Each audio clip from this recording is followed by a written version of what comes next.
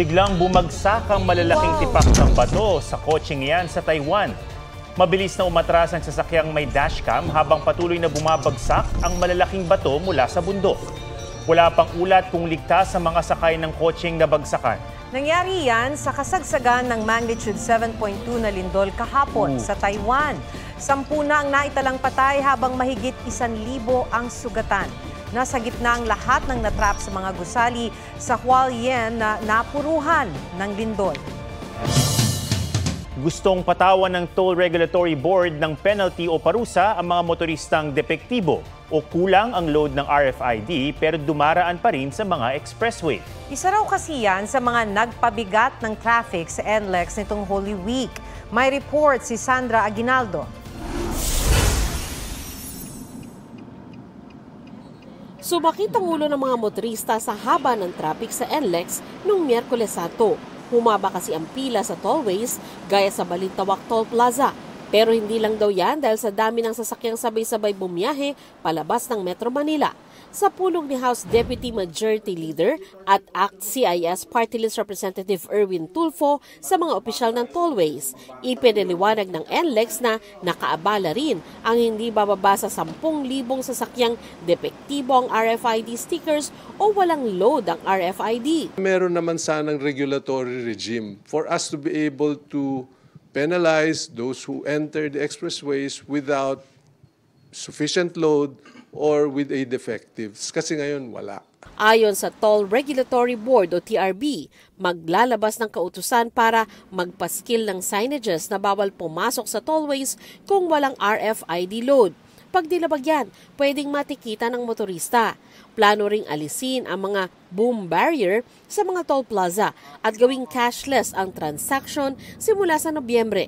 May mekanismo naman para masingil lahat ng dadaan doon at nag-upgrade na rin daw ng RFID stickers at readers ang NLEX at SLEX. We will implement sometime in June the cashless or contactless program. In July or thereafter, we will implement the interoperability phase 3, meaning we will have one account or one wallet with one RFID. Isa ring solusyon para mapaluwag ang mga expressway ang pagtatayo ng bagong infrastruktura.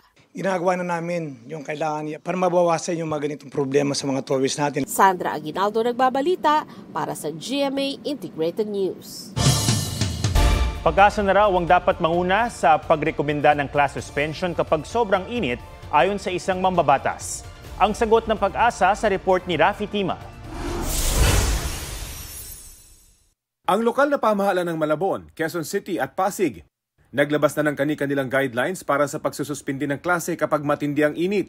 Tingin ni Congressman Eric Martinez ng Valenzuela, ito na ang new normal dahil sa global warming na epekto ng climate change. Panukala niya, pangunahan na ng Pag-asa ang pagbalangkas ng pulisiya at pagrerekomenda kung magsususpindi ng klase kung matindi ang init. Bukas dito ang Pag-asa pero baka hindi raw nila kayang magbigay ng eksaktong datos sa bawat bayan at syudad sa buong bansa. Limited ang stations ni Pag-asa. Hindi naman lahat ng municipalities ay meron sa Metro Manila. Meron lang tayong 2 stations. Mas maganda rin daw kung may kanya-kanyang instrumento ang mga munisipalidad para sila na mismo ang makapagdesisyon kung mataas ang heat index. Para naman kay Senador Sherwin Gatchalian, Chairman ng Senate Committee on Basic Education, hindi na dapat pilitin ng mga prinsipal na pumasok ang mga bata, lalo kapag nasa 40 degrees Celsius ang heat index. Sa Mayo 31 pa matatapos ang kasalukuyang school year. Kasalukuyang nagtatransition pabalik sa dating school year para makaiwas sa tag-init. Sa projection ng DepEd, sa school year 2026-2027 pa ito tuluyang maibabalik sa dati. Para naman sa Teachers Dignity Coalition, dapat sa susunod na school year, Abril at Mayo na ang bakasyon. Hindi raw baling mabawasan ang kanilang bakasyon basta ibigay lang ang tamang kompensasyon. Ang DepEd, ipinauubaya sa pamunuan ng paaralan ang pagdedesisyon kung magsususpindi ng in-person classes sa gitna ng matinding init. Rafi Tima nagbabalita para sa GMA Integrated News. 16 na personalidad ang lumabas na may statistical chance na manalo sa pagkasenador kung ngayon gagawin ang 2025 elections base sa pinakahuling tugon ng masa survey ng Okta Research. Pinapili ang respondents ng hanggang 12 pangalan mula sa listahan ng mga posibleng tumakbo sa eleksyon. 58.4% ang pumili kay House Deputy Majority Leader Erwin Tulfo Kasunod niya sina dating Senate President Tito Soto, Senador Bongo Ben Tulfo, dating Pangulong Rodrigo Duterte, dating Senador Ping Lacson, Senador Bato de la Rosa, dating Senador Manny Pacquiao, Senador Bong Revilla, Senadora Amy Marcos, dating Manila Mayor Isko Moreno, Senadora Pia Cayetano, Senador Francis Tolentino, Senador Lito Lapid, Dr. Willie Ong at DILG Secretary Benher Abalos. Ilan pang personalidad ang nasa listahan. Ginawa ang survey mula March 11 hanggang 14 sa 1,200 respondents, 18 taong gulang pataas. May margin of error ito na plus-minus 3%. Itinanggi ng Taekwondo coach na ipinabugbog na ospital na babaeng yellow belter na ipinasparing sa isang black belter na lalaki. Wala akong intensyon na pabugbog ko yung bata. Expected na pagdating ko sa Taekwondo na matatamaan ko talaga, masasaktan ko. Sa panayam ng digital news website na Archipelago News, sinabi niyang normal na magtapat sa practice sparring ang lalaki at babae kahit magkaiba ng belt. Itinanggi rin niya ang alegasyong nagselos at nagalit siya nang magdala ng bulaklak ang boyfriend ng yellow belter. Di raw totoo na may gusto siya sa babae. Samantala, natanggap na ng Taekwondo o Philippine Taekwondo Association ang resulta ng investigasyon ng Jesus is Lord Colleges Foundation Incorporated sa nangyari. Hindi raw ito naiiba sa resulta ng sarili nilang pagsisiyasat. Sa pag-review nila sa mga video ng practice, wala raw silang nakitang indikasyon na sinadyang bugbugin ng yellow belter. Sinusubukan pa ng GMA Integrated News na makuha ang panig ng pamilya ukol dito. Sinagot ng China ang sinabi ni Defense Secretary Gilberto Chodoro na huwag magpadala sa propaganda ng China na may gentleman's agreement umano sina dating Pangulong Rodrigo Duterte at Chinese President Xi Jinping. Sabi ng Chinese Foreign Ministry, ang totoong propaganda trap ay ang pang-aakusa umano ng Pilipinas na nananakot ang China ng mga maliliit na bansa at di raw pagbanggit ng Pilipinas sa panghihimasok umano nito sa teritoryo ng China. Sabi naman ni National Security Advisor Eduardo Año, walang dokumentong magpapatunay na may kasunduang hindi magpapadala ang Pilipinas ng repair material sa BRP Sierra Madre sa Ayungin Shoal. Pumalo sa 44 degrees Celsius ang heat index o damang init sa Tuguegarao City sa Cagayan at Katarman sa Northern Samar ngayong araw. Sa ganyan katinding init, posibleng dumugo ang inyong ilong o mag-nosebleed.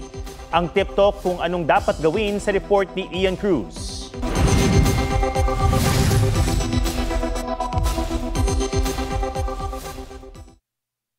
Sa taas ng damang init sa Zamboanga City kahapon na nasa 42 degrees Celsius, dumugo ang ilong ng estudyanteng ito habang nagkaklase. Sabi ng isang doktor, karaniwan ng nosebleed kapag mainit ang panahon. Hypertension, nagkukos din. Sometimes it will cause nose bleeding, especially kung sobrang sudden increase ng blood pressure. Ayon sa Department of Health, nauuwi sa balingoy-ngoy o nosebleed ang pagputok ng maliit na ugat sa ilong. Bagamat nakakatakot tingnan, kalimitan daw sa pagdurugo ng ilong ay di mapanganib.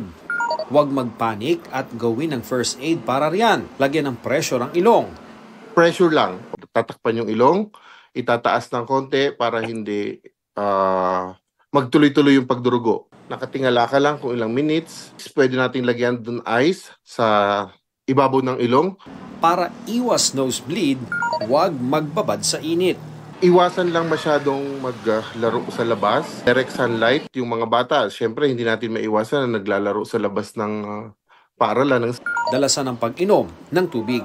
Increase fluid intake, tapos the regular vitamins may help, and the usual water therapy lang ang kailangan para sa mga bata natin. Ian Cruz nagbabalita para sa GMA Integrated News.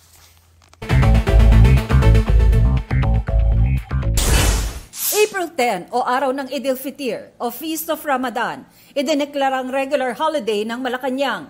Bago yan, holiday rin ang April 9 o araw ng Kagitingan. Presyo ng mga dalatang mackerel, posibleng tumaas matapos suspindihin ng clearance sa pag-aangkat ng ilang isda. Pero sabi ng Department of Agriculture, pwedeng mag-angkat ng mackerel pero nakabase sa VAT sales nito. Reblocking, isasagawa sa southbound at northbound bridge approach ng Rojas Boulevard flyover simula bukas hanggang katapusan ng Abril. Road repair sa northbound ng Rojas Boulevard, inaasahang matatapos sa Setyembre. Tina Panganiban Perez, nagbabalita para sa GMA Integrated News. Napaatras ang pickup na yan at tumama sa isa pang truck at sa sasakyang may kuha ng dashcam. Nangyari ang karambola sa Rosario, Batangas kaninang hapon. Ayon sa uploader, isang oil tanker ang nawalan daw ng preno at binangga ang mga kasalubong na sasakyan. Bahagyang nasaktan ng mga driver.